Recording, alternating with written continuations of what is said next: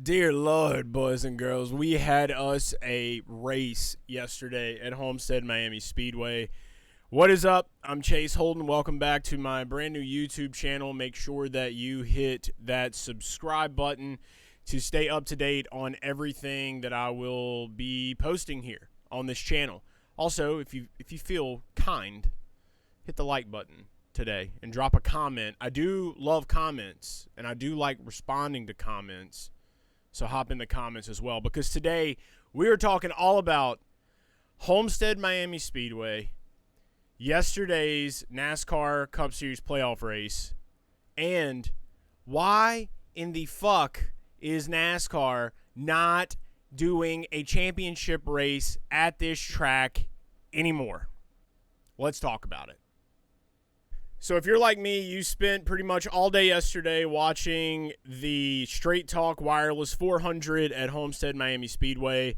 I got to go to Miami for the first time. I think it was 2023, last year.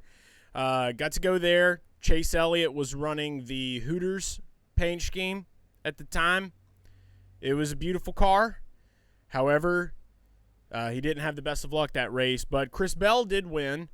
And that was cool, because I am a gambler at the end of the day, and when you bet money on Chris Bell to win a race, you do pretty dang good. And I think it was Blaney after that at Martinsville. We cashed in, and then we cashed in big with Blaney for the championship last year. So great gambling year last year, but yesterday not so much. I had a lot of money on Denny Hamlin and Ryan Blaney yesterday to win this race, and they were in position to do it until Tyler Reddick literally just came out of nowhere, guns blazing, after an amazing call, an amazing pitch strategy, where a caution was put out. And it's funny because you've seen my videos on this channel, 2311 Racing, Front Row Motorsports. They're in the midst of this lawsuit with NASCAR. They get this race in. Tyler Reddick's now going to the championship 4, and you know, Kyle Larson was the one that ultimately caused the caution, trying to squeeze in between, I want to say it was a lapped car, and Ryan Blaney. So it was Ryan and Kyle challenging themselves. Kyle just doing what Kyle does, jams the car in there, gets loose, and spins. Caution comes out. First off, I think that was a bullshit caution, because Kyle spun, and he got back on the track. But if it weren't for the fact that that was a caution, I don't think we would have gotten the storyline that we have today, and that is Michael Jordan calling Tyler Reddick a little kid. No, I'm just kidding. But I do think that what this showed us yesterday is just how dramatic of a race Homestead can put on. No matter what you've got going on. If you're one of the drivers up there in the lead, you're one of the teams that are up there, a late flag comes out, which happens often in NASCAR. Anything can happen in those last few laps, and we did see that with Tyler Reddick. First off, though, Tyler Reddick is a dirt boy. All right, and I talk about it all the time. Dirt boys are the key element to Homestead. You know, we all got tricked-ried. We got fooled thinking that Noah Gragson would be finishing inside the top 10. Shout out to Ryan Preece, though. He did, for SHR, get in that top 10 towards the end of the race. Noah Gragson just could not get past 15th for some reason yesterday. I didn't see. Maybe he was like 12th at one point in time. Michael McDowell looked great as well here. But it's just you never really know what's going to happen at Homestead until you get there, which is why it was such a fantastic championship race. I mean, it is full of parity. And that's what you got to love about this track. So coming in those final laps, you know, it starts off, Denny's looking really good. Ryan Blaney, though, does hit the overtake. At that moment, I'm not sweating so much because I'm gambling on both of them. But then Tyler Reddick is able to show both of them why he deserved to be there that day, why his crew deserved that win, because of taking that late pit stop, banking on a caution, getting the caution, not having to worry about going in for new tires or anything else when everyone else did. It was just one of those deals where it worked out. it worked out. And there's really nothing else to say. I mean, Tyler started that last restart in first.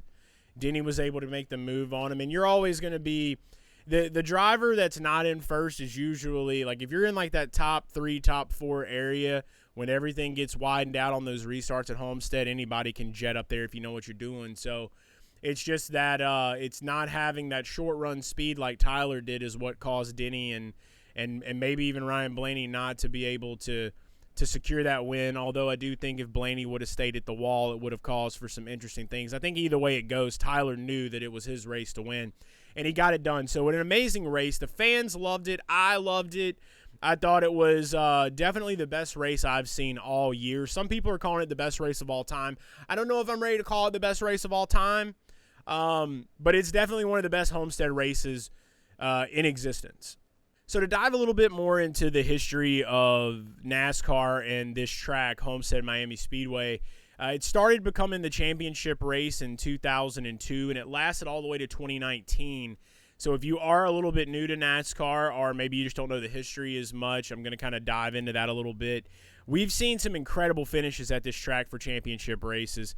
You know, I think one of the most memorable ones to kick off, and especially for me, is the Tony Stewart 2011 victory, where he was talking all the shit in the world inside of the media center about him and Carl Edwards.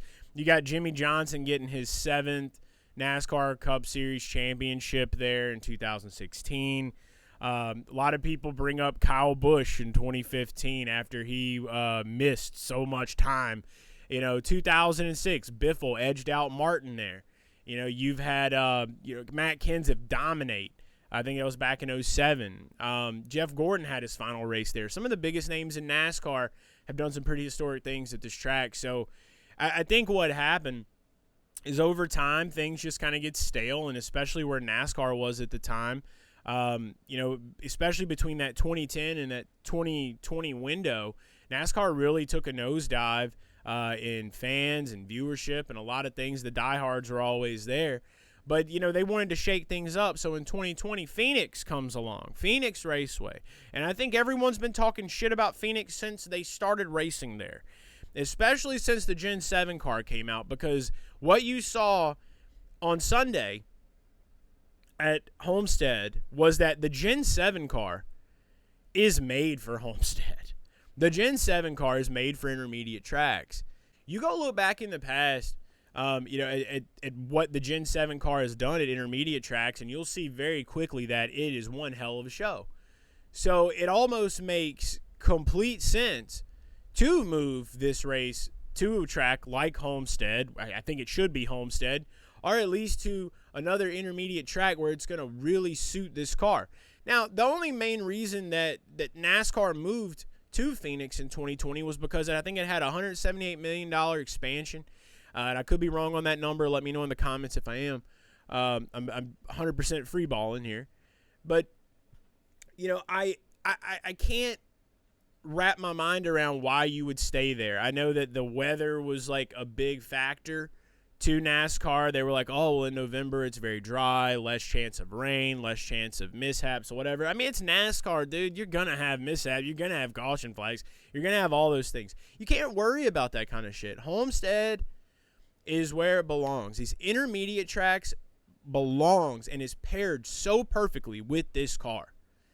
This is what is going to keep NASCAR in the news. This is what's going to make NASCAR electric, is when they are prioritizing the tracks that work best with the car. And I get that you got to do a lot of pre-planning. You can't always get that stuff on the fly, but it would really suit them to try to figure out the fastest date possible to get this championship race back at Homestead. I think the fans will love it. There's an entire fan base that were children. We couldn't make decisions during the time NASCAR was running the championship race here. We all want to spend our money. This is our world now. Put it back to Homestead. And I firmly think that we will see a move away from Phoenix because it's just not fun. Let's be honest. I want to know what you think in the comments. If you like Phoenix for a championship race, let me know. If you don't, which I think pretty much everyone watching this video probably doesn't. But if you do, hit it up in the comments. I'm here for racing action. I'm here for amazing finishes, and that's exactly what we got with Homestead yesterday. I'm Chase Holden. I hope you enjoyed this video. Again, make sure to hit that subscribe button. I'm super excited to have this new channel. I want to keep growing it with you guys. And hop in the comments. Let me know maybe some other topics you guys would like to see me chop into. Anything helps from here. Make sure you like that video, and I will see you again very soon. Take care.